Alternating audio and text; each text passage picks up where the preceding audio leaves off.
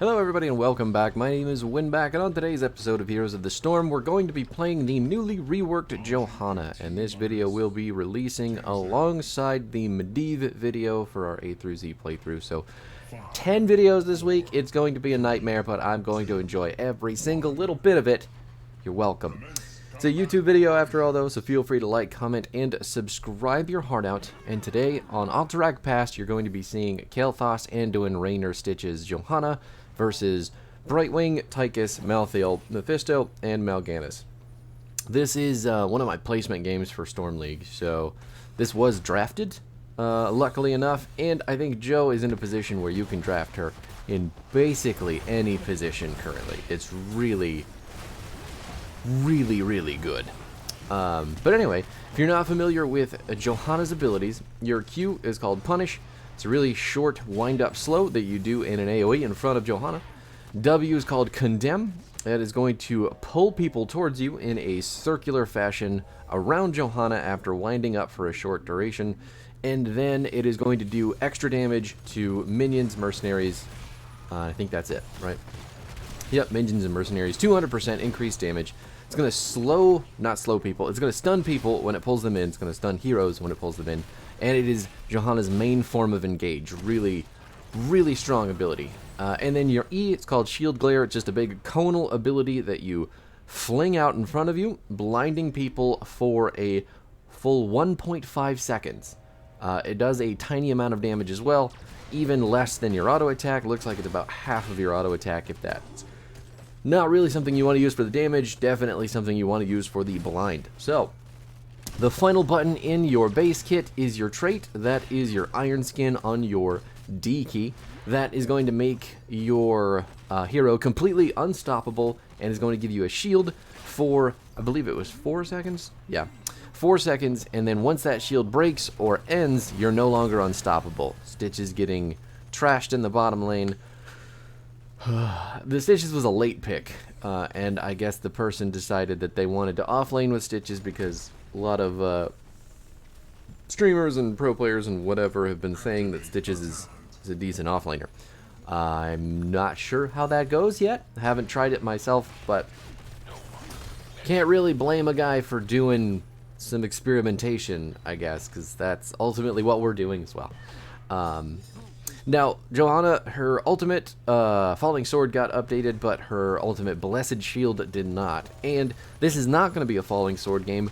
One, because Falling Sword is apparently bugged, dealing its damage twice, which is unfortunate. And then at level 20, it is going to fire more bolts with the upgrade than is supposed to as well. So I'm going to try to shy away from that as much as I can. I've played a couple games with it though, and I really like the cleanse. So the damage isn't game breaking, but the bolts definitely are going to increase the cooldown reduction that you get from it a lot more. So I typically will not pick that often. But anyway, the Blessed Shield still an incredible ability and still very short cooldown. You just throw Blessed Shield, it bounces to people after it hits people, or after it hits an initial target, and is going to stun the initial target for 1.5 seconds, and any bounced targets for 0.75 seconds. It's a huge ranged AoE stun. It is amazing. And it will never be not good. It's just nowadays the Falling Sword can compete with it, with all of the cleansing that Falling Sword can do, and the 20 upgrade being really good. But anyway, the build that we're using for Johanna this time around isn't what I was crafting in any of our PTR videos, but it is ultimately a build that I think can work very well. So what we've done is taken a bunch of blinding talents. We're going to take some shielding at level 20 instead of the upgrade for our ultimate, and it's going to be extremely strong, especially into Tychus. So since our level 1 talent is going to give us 2 charges of Zealous Glare, that means that we can essentially get 3 full seconds of blind onto Tychus which is the entire duration of his minigun, unless he's taking in the rhythm. Which, let's see, some Tychuses really like to do that.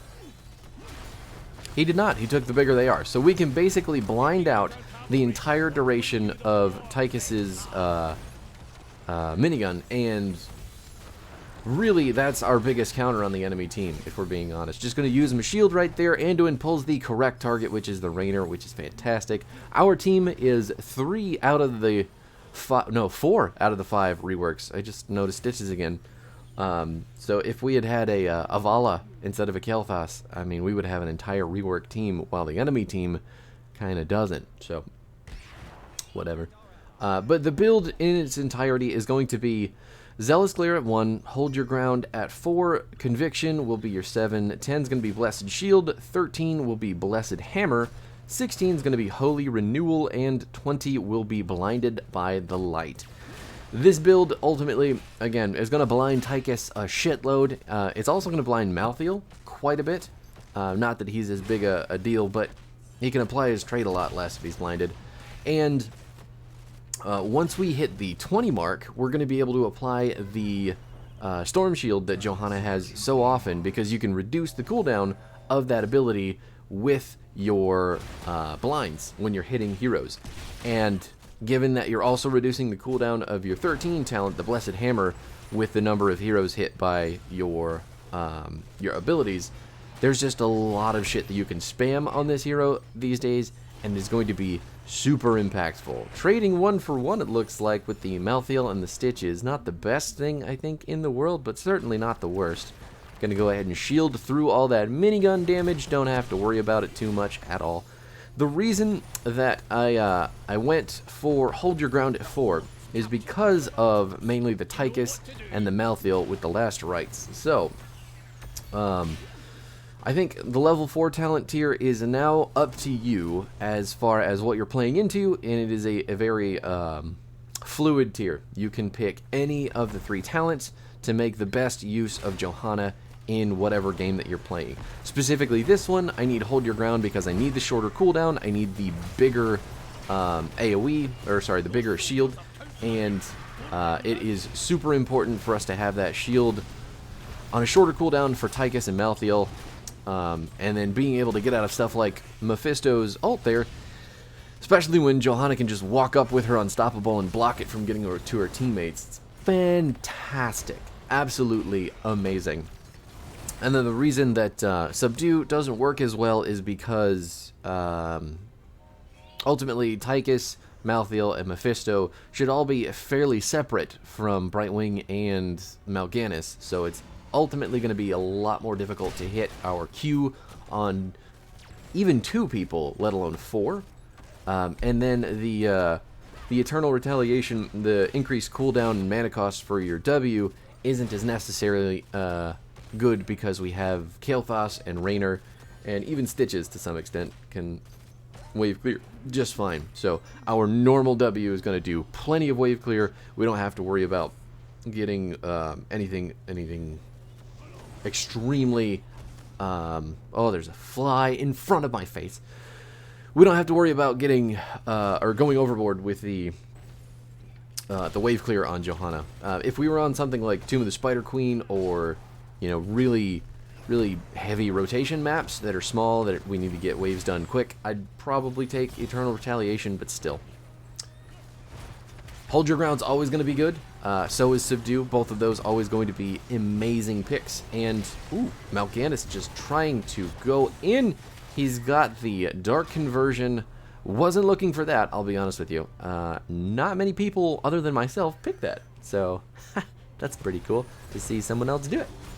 Gonna get some healing from the Anduin. Looks like Stitches is dead. Nothing that we can do about that. He's just going to stand there and accept his fate. But Tychus is going to die. Raynor is shortly thereafter. And Kel'Thas is clearing the top wave, which is just fun. I mean, the more XP that we get, the better. We don't want to fall super far behind with all these dumb kills that we're losing. So, it was a trade down. We may have to give up the objective as well. Unfortunate. Yes, but back to Joe's updated talents. Now, the The move speed that you get on Conviction at 7 is, I think, for all intents and purposes, the best talent at the tier. Not only does it give you just blanket 10% move speed passively, it's also going to give you another 10% when you hit your W button, which is insanely often, which gives Johanna kind of another engage to go onto the enemy team. Ooh, he's getting another dark conversion, but that one got interrupted, and he's not going to get any heals. Stitches can't get the channel on the objective. We've got to peel back to keep the... Ooh, got to keep the Malthael and the Tychus off of our boys, and it looks like Raynor is going to get away. The hook does not land. Nothing that we can do there. Everybody got to tap the well, get the mana back so we can defend. We're going to pull Tychus in, interrupt his Q. He looks pretty dead. Is this man just done? He is. He is indeed. Raynor takes down his buddy on the retreat, and there is nothing that I like more than seeing a dead guy on the enemy team as the objective pushes forward for them. Kael'thas doing the off-lane stuff, dealing with the Malthael in the top lane. We can just run up there right now and deal with his garbage. And turns out, when you last pick Kael'thas on a 3-lane map like this, you're going to be forced to do some off-lane duties. So his wave clear is just better than Raynor's, and Stitches is already doing the off-lane stuff, so of course we're going to send the Fire Mage off to do wave clear things. There was some complaining in this game about it, because I turned chat back on for some dumb reason, and yeah, that opinion makes very, very little sense to me. So anyway, all that out of the way, I'm not even going to chat on for this video, so I don't know why I'm talking about it, but back to Johanna herself. So the big light bomb is unstoppable, though, through the Malthael. Looks like Stitches has gotten the Mal'Ganis hook, and Gorge looks like all the damage is coming out. We're going to interrupt that dark conversion. Don't know why he picked that into a Johanna, who's always got Condemn off of cooldown. I mean, that shit is up so often. I think Johanna ultimately is one of the bigger counters into Mal'Ganis, because CC is the #1 hard counter to that character. Everything he does, if it gets interrupted by a mini stun or a big stun or whatever kind of stun, he's going to have a bad time. And both of his ultimates suffer from that fate, as well as his sleep channel and his Q dashes. So pretty rough stuff. Wouldn't have picked Mal'Ganis myself. Not into this comp. But anyway, the other talents that we've got for Joe that are pretty important are #1, Blessed Hammer. Blessed Hammer is just so fucking OP at this tier. I don't think that there's any reason to pick Roar or Holy Fire. Holy Fire sucks anyway, so don't ever pick it. Don't ever let anyone tell you it's good, because the damage it does is not even remotely close to comparing to Roar or Blessed Hammer. The reason Blessed Hammer is so extremely good right now is because you can reduce the cooldown by hitting enemies, just regular old enemies. Oh, okay, we got the stun, but it didn't matter because he teleported back anyway. So if you're hitting minions, you're hitting mercenaries, you're hitting whatever, you're reducing the cooldown of your... Oh my god, Malthael just getting slapped up. Gonna go ahead and pull Brightwing and Mal'Ganis together while Brightwing dodges, and she's going to be killed by the Raynor. The laser isn't doing anything at all. Not sure why the Tychus picked it. And we should be able to get a free objective channel, assuming I can click on the button. But back to Blessed Hammer. So the ability cools down per enemy hit with your abilities. That includes minions, mercenaries, whatever. And it's going to take 3 seconds off. So it's a 30-second cooldown on that ability. But you're removing, what is that, 10%? Yeah, 10% of the cooldown every time that you hit a single enemy. There's 7 minions in a wave, so that's 21 seconds right there. And, right, is that how that works? 3 times 7? Yeah. 21 seconds right there. If you're hitting heroes on top of that, obviously it's going to go down even quicker. And you have multiple abilities that hit in big AoEs. Huge 2-man stun Looks like Malthiel's going unstoppable as well. Tychus has been eaten to keep him away from the objective. I'm holding the objective. I don't want that to go, so having my focus split there in the fight, really unfortunate. Looks like Brightwing's going to live through the living bomb. Nothing I could do for you, Kael'thas. He's going to trade his life for the Malthael. I'm going to run away so I can defend with what little mana that I have left. Raynor made it out as well, so we do have at least 2 people that we could try to get some pushing done with. You can see right here all the ability stuff that we're dropping onto the minion waves are reducing the cooldown of Blessed Hammer by such a ridiculous amount that we can just rip it again and again and again. It's such a broken ability for wave clear, and now it's doing lots and lots of team fight damage too because of how often you can use it. I mean, it's crazy good. Crazy good.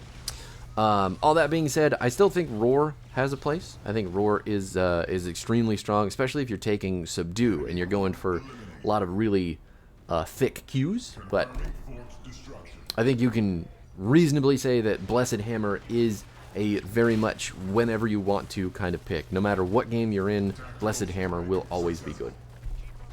Now, 16 is going to be the Holy Renewal. We're going to get 5% of our max health back every time that we use Shield Glare. And we're going to reduce the cooldown of Shield Glare by 1.5 seconds every time that we hit a hero. It's a 12-second cooldown, so if we manage to hit all 5 heroes, that's 10 seconds off on an ability that will have healed us for 25% of our maximum health if we manage to hit 5 people. Even if we don't do that, hitting even 2 people just like that is a pretty significant heal. I mean, 10% of our max health back is nuts. And considering that there's 2 charges on the ability from our level 1 talent, you can see where I'm going, right? It's just busted how good this build is in this situation, I think. And then once we hit 20, we're going to have this insanely large shield. Stitch is eating the light bomb on top of the Stitches after the Mephisto comes out of his belly. That's 3 people slept. Anduin trying to get out of the sleep wall of his teammates. Can Kael'thas live? It looks like Raynor and Stitches are going down. We traded 1 for 2. The enemy team hit 20 at some point, so we just gotta hightail it out of the bottom lane. But once we hit 20, what you're going to see is the Blinded by the Light. So this is on a 60-second cooldown. I know that seems huge for a talent that's only giving 25% max health shield for 3 seconds. But removing 8 seconds off of that cooldown per enemy hit with our Shield Glare, our 2-charge Shield Glare that's got cooldown reduction at 16 on it that also heals us. That's always going to be used on Tychus, is really, really short cooldown, big-ass shield in an AoE. Hopefully, we can get into a team fight soon with our entire team alive, and I can show you guys how good this shit is. But, I mean, especially with the Stitches on our team, his health bar being massive, Anduin being able to do so much big healing with his builds. Well, he's mostly W, but I still think he's got plenty of heals. Didn't take Desperate Prayer somehow. That's a weird call, but you know, I'll let the Anduin player do the Anduin things. Blinding Tychus there just enough that he can't get his minigun on us. Oh my god, the flies are still in my room. Hate it so much. But right, so when you're playing Tychus into Johanna, if you don't get her blind out first, you can't minigun. And if you minigun and the Johanna notices you minigunning, then you're not going to get anything out of that, assuming that they can aim their gigantic AoE blind at you. So it's pretty fucking good for the Johanna player, I think. This is a decent matchup, given the shield is massive, so we can block a lot of the damage. We can blind a lot of the damage, knocking those guys down with our blessed shield. Looks like Stitches is in a little bit of a rough spot on the wrong side of the team fight. Raynor's going to go down on the left. We've got the light bomb on the Mal'Ganis, and unfortunately, we didn't have enough to save because that fight was just so split. Stitches completely off on the right side of the map on an island by himself, so not enough to save our DPS from getting run down by the Mal'Ganis. He's going to keep hooking, trying to hit someone on the the objective channel there, but ultimately we just have to stall for as long as possible. Don't have a blind for the Tychus, so we're going to hit our Q, our D to block some of the damage there. Big root on 2 people. They're also silenced. Anduin's going to go down. He can't heal anybody. I'm also dead. And that is just not a good way to handle these things. Yeah. Wasn't able to block the Mephisto ult, unfortunately, so it did spread out. And latched onto too many of us that time. Luckily, all the forts are down on the enemy team, so even if they get this push, they still have quite a bit to go through. So they're trying to soften off our mid fort right now, so the objective doesn't have anything to... Oh, God. The range on Last Rites is very large for the what the ability can do, so maybe you should just never stand near Malthael. I know that you think you can gorge him before he can kill you, but you can't, so don't do that. Anyway, the top lane's really pushed into the enemy team, so we don't have to worry super hard about that lane for a very long time. There's also a fort up there, so even if the objective does push very hard, it's got to go through that and the keep. Should be fine, so we can defend the bottom 2 lanes with all of our attention, and most of us should be up with the exception of Stitches, even though I don't think he's necessarily super needed for the defense. As long as we've got Raynor and Kael'thas, we have to keep them both alive. Let's try and blind that Tychus. We got him. Looks like he's got the shield. The shield is going to save him. Mal'Ganis does not get his ult off. My God. And there you can see the power of Blinded by the Light. Not only did he get his Mana Addict shield, he got his Anduin shields, and he also got my shield. So there was so much keeping that Kael'thas alive. It was insane. Thank God he lived, too, because this would be really hard to defend without all his fucking wave clear. Anyway, all that being said, we have got our 30 seconds about on Blinded by the Light coming back up, and we lost that top fort like I thought we would, but we can go clear the objective with relative safety while the enemy Mal'Ganis is dead. Just gonna group them all up, throw some hammers at him because it's instantly back after we have 1 condemn on a billion minions. God, it's busted. Long as he lives there, it's fine. I don't know why he's continuing to walk forward, but he's got Flamethrower, so he can cast Qs from 200 miles away. There's really no reason to get anywhere near Mephisto or a character that can deal that kind of damage to him. So, whatever, it's fine. Let's get the objective going. Sorry, not the objective, the camp, which is the real objective on this map, it feels like. But once that's going, we can put some attention on the bosses, which got updated in this patch. Bosses will go to the core now. They won't just sit in the middle of the core pit and wait for the boss to, or wait for the core to come back to them, which is really fucking handy. Enemy team not doing the top boss, not super sure why they did the camp before running up to the top side there. They want to come try and fight us for the interrupt. We've got the big shield going. We're just going to shield everybody. That Last Rites is completely wasted. Malthael is dead. The light bomb not going to hit anybody, but Stitches is going to live for just a little bit longer, and we're going to interrupt the Mal'Ganis ult yet again.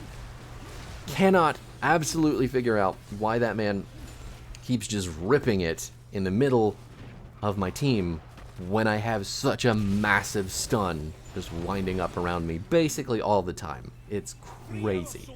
And then Hold Your Ground working absolute wonders there as well, because the shield was so thick, even though I had a teeny tiny little amount of health afterwards. Yeah, we're totally able to win the boss pit because I was able to sit there and stand on the point for long enough. You guys can definitely go over there. I'll be fine holding the objective. There's no reason for me to go over there. There's 3 people dead. We could just keep de-channeling the objective. The boss is pushing. We'll get the keep anyway. We should be using the objective to get the other keeps to make it easier to push down the core, removing all of its armor. But I guess... perfect. It did happen. My team knows that they need to back off. Can't just sit there forever and push with the boss into the core with 2 keeps up. Now, this objective should hopefully be the end of the game, but we will find out. We've got most of our cooldowns back up. Everything is going according to plan for the time being. And we'll have our ult ready too if someone wants to step up and get picked. Ooh, just gotta block that Mephisto ult again. Fantastic stuff. Not able to hit anybody with the Blessed Shield or the Light Bomb there. And Mal'Ganis just getting queued out of his ult. That man has not hit an ult since like level 16. I'm so sorry that you thought that that was a good pick into our team. There's so many things on our team that can interrupt him, just passively. Oh, the Gorge finally landing on the Mephisto outside of his teleport, and he is going to die for it, being way too aggressive into our Gorge Stitches, and the Malthael is going to pay the price as well. Not even enough to save him with his Unstoppable. Now we can walk this objective into the core and win the game, because those death timers are fucking huge. Let this be a lesson to any person who plays Mal'Ganis. Do not pick him into Joe. Do not pick him into multiple displacements and stuns. I don't think he's ever going to be worth it there. Ever. My god, look at how thick that shield is. That's just our trait and our blinded by the light. I don't think Anduin put any of his shields out, but my god, that's almost half our fucking health bar. Sure, I guess you can give it to him. He did definitely clear some waves and deal some damage. But we all know the Joe monster is the best.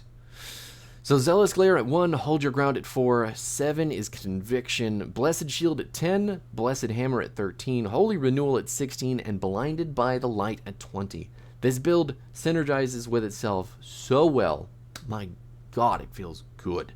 And then the Anduin Light Bombs with this build are really easy to drop onto the enemy team too, with the movement speed that you get from Conviction and Condemn.